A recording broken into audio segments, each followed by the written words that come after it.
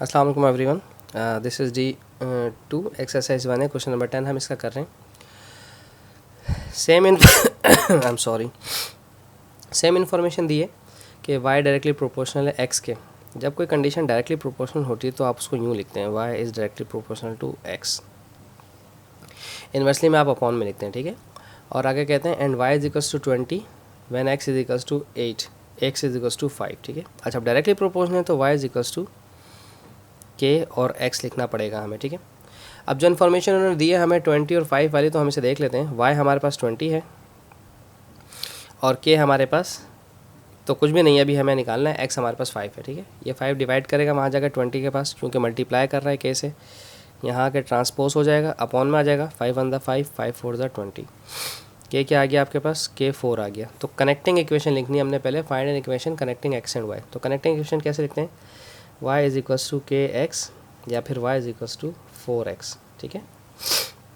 ये हमारा सवाल यहाँ पर हद तक ख़त्म हो जाता है पहला पार्ट। अब कहते हैं draw the graph of y against x। देखें, ग्राफ बनाने के लिए ना आपके पास 2 पॉइंट, मिनिमम 2 पॉइंट होने ज़रूरी हैं, ठीक है। तो हम पहले पॉइंट्स बना लेते हैं। अच्छा, इसके पॉइंट आप कैसे बनाते हैं, मैं ग्राफ नीचे बनाऊंगा, मैं इसके पॉइंट्स आपको यहाँ पर बना के बता रहा हूँ, ठीक है, ताकि कन्फ्यूजन ना हो, ठीक है। x हमेशा ऊपर रखा जाता है और y हमेशा नीचे रखा जाता है, ठीक है।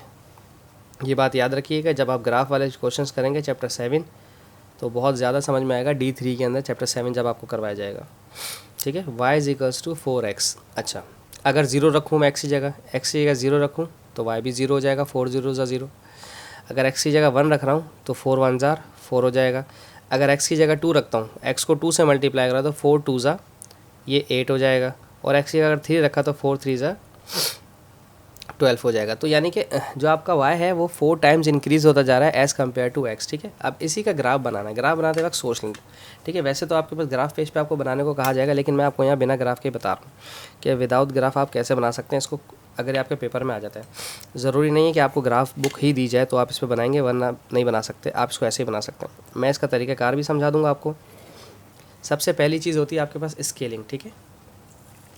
ये आपके पास है एक्स एक्सिस का, ठीक है।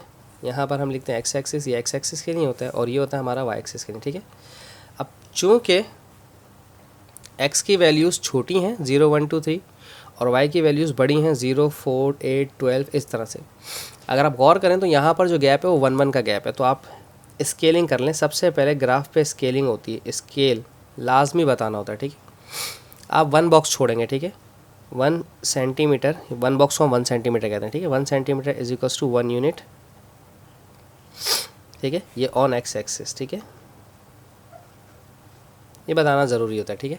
और यहाँ देखें 0 4 8 12, तो यानी कि अगर हम 1 सेंटीमीटर 1 बॉक्स को 4 यूनिट्स काउंट करें वाई एक्सिस पर तो हमारा ग्राफ बन सकता है। अगर आप 1 यूनिट भी छोड़ेंगे तो भी आपका काम हो जाएगा, ऐसा मसला नहीं है, लेकिन ये स्केलिंग एग्जामिनर को बताना ज़रूरी है। अब ठीक है, अब देखें स्केलिंग करते कैसे हैं। जैसे मैंने कहा एक्स एक्सिस पे 1 बॉक्स छोड़ना है। लेट्स सपोज हमारे 1 बॉक्स यहाँ पर हैं, ये हमारे बॉक्सेस हैं ग्राफ के ऊपर, ठीक है।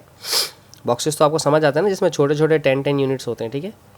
ये मैंने यहाँ पर लिखा 1, होता तो हमेशा 0 से स्टार्ट है, 1 2 3 4 5 6 7 एंड सो ऑन, ठीक है।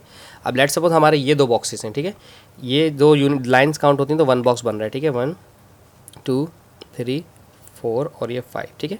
अब हमने लिखना क्या है ये हमने 1 बॉक्स ही छोड़ा है, 2 लाइन्स का मतलब 1 बॉक्स ही, ठीक है। 5 यूनिट्स, 5 छोटे बॉक्स इसमें, 5 छोटे बॉक्स इसमें। हमने लिखना था 4 8 12 और फिर 16 और फिर 20 एंड सो ऑन, ठीक है। अब आप अपने टेबल को पढ़ें, क्या है x का 0 y का 0, x का 0 और y का 0 आपका यहाँ पर आएगा स्टार्टिंग पॉइंट पर, ठीक है। ये x 0 y 0, ठीक है। फिर आपने x1 लिया था y 4, ठीक है। x1 ये रहा और y4 ये रहा, 1 और 4 के सामने आपने यूँ करके पॉइंट लगा दिया, ठीक है। फिर था 2 का 8, फिर 2 और फिर 8 आपने यहाँ पर पॉइंट लगा दिया 2 और 8 के सामने। फिर 3 और 12 था तो आपने 3 और 12 के सामने आपने ऐसे करके एक पॉइंट लगा दिया, ठीक है। तो ये बिल्कुल स्ट्रेट लाइन बननी चाहिए और इंक्रीजिंग ऑर्डर, ठीक है। तो देखें जी, ये बिल्कुल स्ट्रेट लाइन बन रही है हमारी, ठीक है। अब आप कहेंगे कि ये नीचे हो गया, तो भाई ये मैनुअली मैंने किया है काम, तो उसमें थोड़ा बहुत तो हाथ मेरा सेट हो ही सकता है, प्रॉब्लम हो सकता है। तो आपने यहाँ पे लिखना है y is equals to 4x, ठीक है। अच्छा, एक और बहुत अहम चीज़ इसके अंदर बिना वीडियो ऑफ कीजिएगा, एक चीज़ जो बहुत ज़रूरी है बताने की, वो प्लॉटिंग है। ये आपने x 1 था और y आपका 4 था, ठीक है। ये आपका x 2 था, ये y 8 था, लिखना ज़रूरी होता है, ठीक है। ये x 3 था। I am so sorry. Thank you so much. अल्लाह हाफिज़।